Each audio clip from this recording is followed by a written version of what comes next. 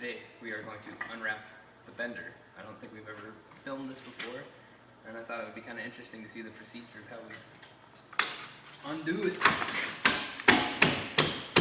Frozen, of course.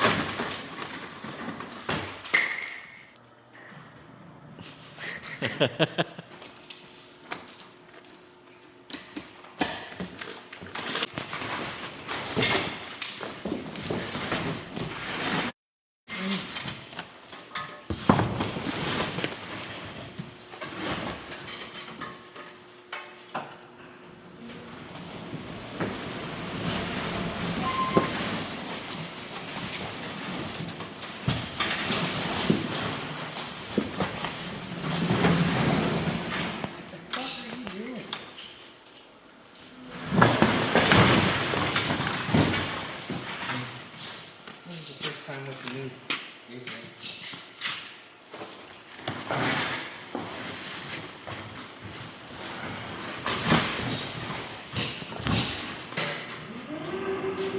Oh yeah.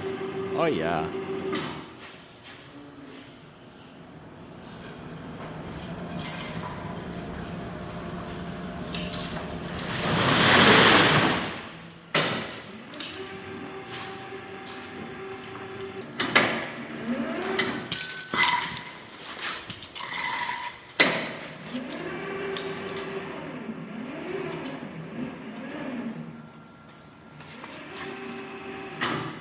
That's a pretty decent set of chains. Yeah.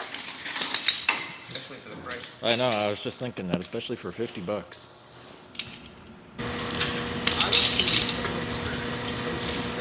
Oh, that would be really nice. Come on, yeah, there we go.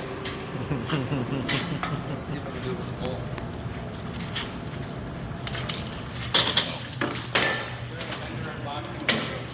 And then giving a little bit of an update about some of the stuff we've done with it also.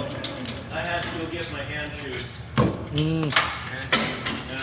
Kyle was making my hands sore. My hands are soft. Nice. I don't do enough of this real work.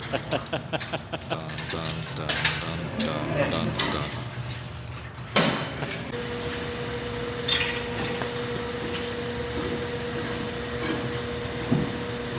Oh, just beautiful.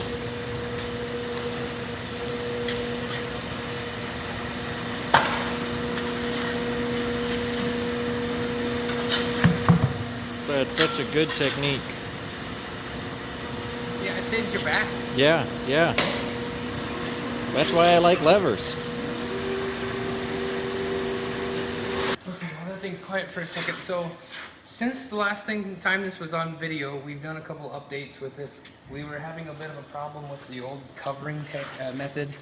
It was rusting our table, and while it's 3/4 inch plate, it makes it weird with the rods, and they bind, and it does things that aren't great. So, Rust-Oleum treatment, painted the whole top. It appears to have done really well because this is the first time it's not rusted. So that's good. We also changed it out to an A-frame type covering instead of just plywood laid directly on it. The plywood did really well early on, but if we have a really rainy season, the humidity comes up to the bottom of the tarp and it doesn't breathe. So it was getting to a point where it was rusting every single time we were doing it, and it was just annoying, and all the bolt holes get cogged up and stuff, and you have to run a tap through every single hole every single time. It gets really old. So theoretically this is going to be better, and so far it's appearing to be better. That thing held up with the foot of wet snow, so it's not the most rigid thing in the world, but apparently it works well enough. Yeah, it was a good stress test. Yeah. Granted, there was only like 6 inches of snow on it by the time we got to it because it was all like packed down from rain, but it did exist, and I went out and shoveled it off. So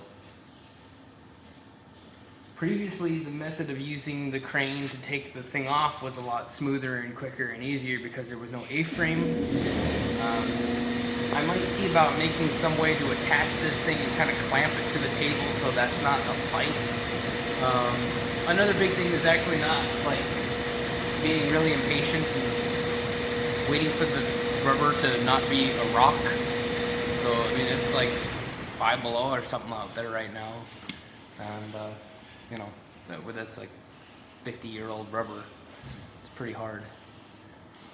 But aside from that, the machine's basically the same. I don't think we've really done anything else aside from that, did we? No, I think that's pretty much all of it. It's otherwise, yeah. It seems to just work. We've had it for a few years now, and every once in a while you got to dial with some stuff, and we've run into a couple issues like with some drive stuff with the reversing and forward shaft stuff. It's over time it's kind of rattled stuff apart and kind of settled into place, and so we've had to bring a couple of the, actually both of the switches, we had to bring them both in a little bit. I